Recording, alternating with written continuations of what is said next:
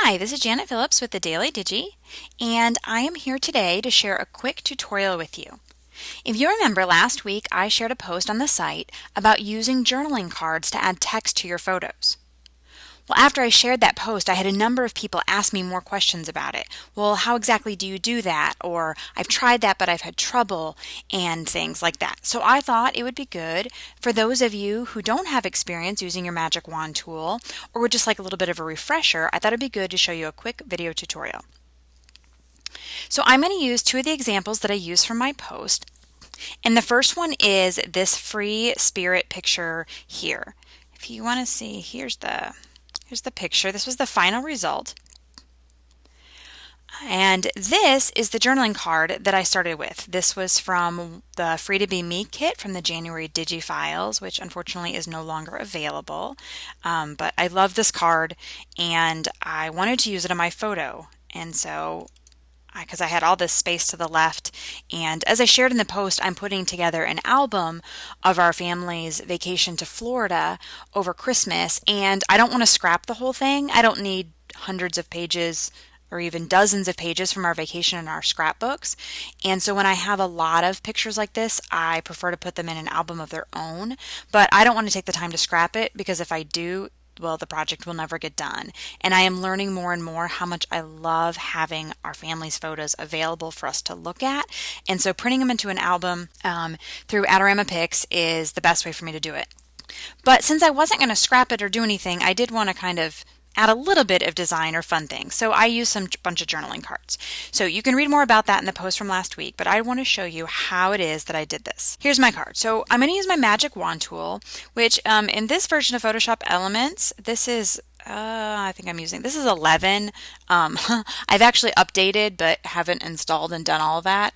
My problem is I get stuck in a certain version of Elements and my fingers know exactly what to do and then I don't ever want to change. And so I have Photoshop Elements 14 sitting on my hard drive, which reminds me I should go ahead and get that installed. But anyway, so this is version 11 and the Magic Wand tool actually changed from versions 10 to 11. 10 was my favorite version. I miss version 10. And actually I continued to use it even years past when 11 came out, but I didn't like 11, so I didn't use it very much. But anyway, now 10 won't work. Anyway, chatty today. Okay, so my Magic Wand tool had changed, I said, from 10 to 11. Well, in 11, I have to hit the A. In version 10, it was W. But if you just go up into your tool panel, it's this little star thing here.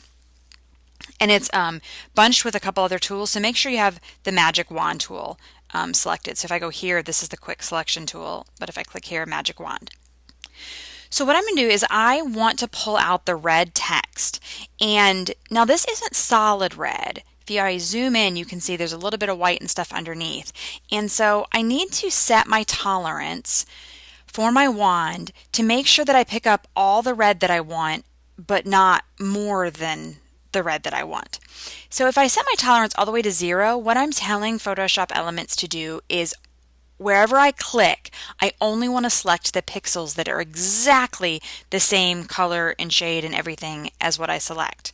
The problem is if I do that, let me go up here. If I click on that, you can see it didn't select very much because there's actually variation in all these pixels. So that's why I can't set my tolerance to 0. But I don't want to set it too high either and end up grabbing stuff that I don't want. But this card has a lot of contrast in it between the white and the red. And so I'm going to just slide my tolerance up to, I don't know, that should probably do a good job. And sometimes I really just play around with it and see, did it select everything I wanted to or did it leave stuff? So now I'm going to click on the red. And you can see it picked up quite a bit, but I'm still missing some of this. And so I may go back and redo it and pull my tolerance up a little bit more. Okay, and then I'm going to click. And I can see that that's still not pulling everything. But what I'm going to do is I'm going to go to Select, Similar, and this will select similar pixels to the ones I've already selected. And as I can see here, all of this red has gotten chosen now. I might have a few pixels here and there that are missed, but that is not important to me for this particular project. So now with all of the red selected, I'm just going to hit Command C, or for copy, and I'm going to go back to my photo and Command V for paste, and there it is. And sorry, my mouse is acting up a little bit, so if the screen's a little jerky, it's because my mouse is being that way. Oops, I'm going to constrain my proportions. So I'm going to place it about where I want it. Now I could leave it just like this with red, but if you zoom in closely, you can see when we selected the similar, we also picked up a little bit of white on the edges, and I actually didn't want red anyway. I'm going to overlay this in white. So next I just went up and added a new layer. Changed my foreground color, chose the paint bucket tool, which is K if you want a keyboard shortcut, or you can pick the paint bucket tool. Command G for clipping mask, and there. And then I'm just going to play with my opacity until I'm happy with it. Whoops, I turned it all the way down. And this I'm just doing by eye, however I like it. So there's that one. I'll show you one more, and I do apologize for my mouse. I'm not sure what the problem is here. Okay, so on this one,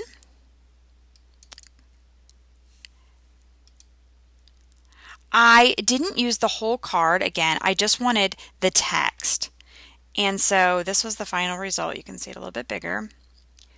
So I just pulled the text off this card. I liked all the colors this time, so I kept it. I thought it went well with the black and white photo.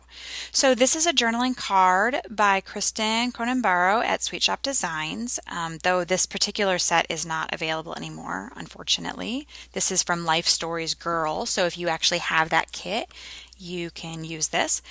So again, I'm just going to choose my magic wand tool. My tolerance, I'm just going to kind of keep it where it was and see how it does. And I'm going to select all these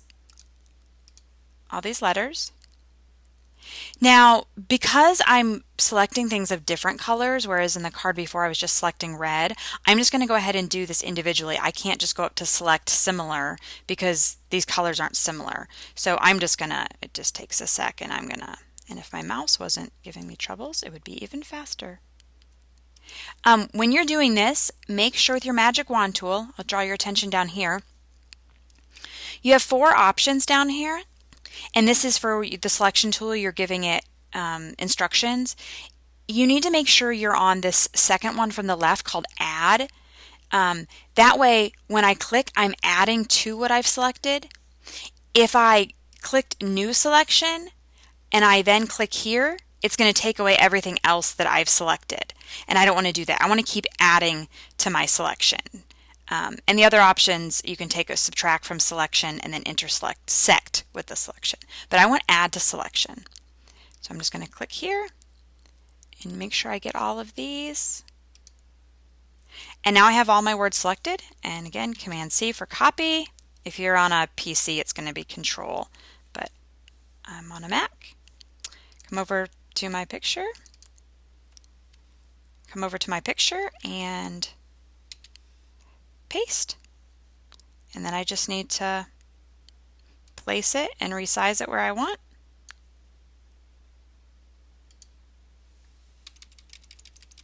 It's a little big. I don't know how I actually did it the last time. I don't know what size. Just doing it by eye. And I'm happy with it, and I merge my layers, and I'm done. So I hope that was helpful. The main points to remember are you want to use your magic wand tool. You want to check the tolerance level that you've set it at.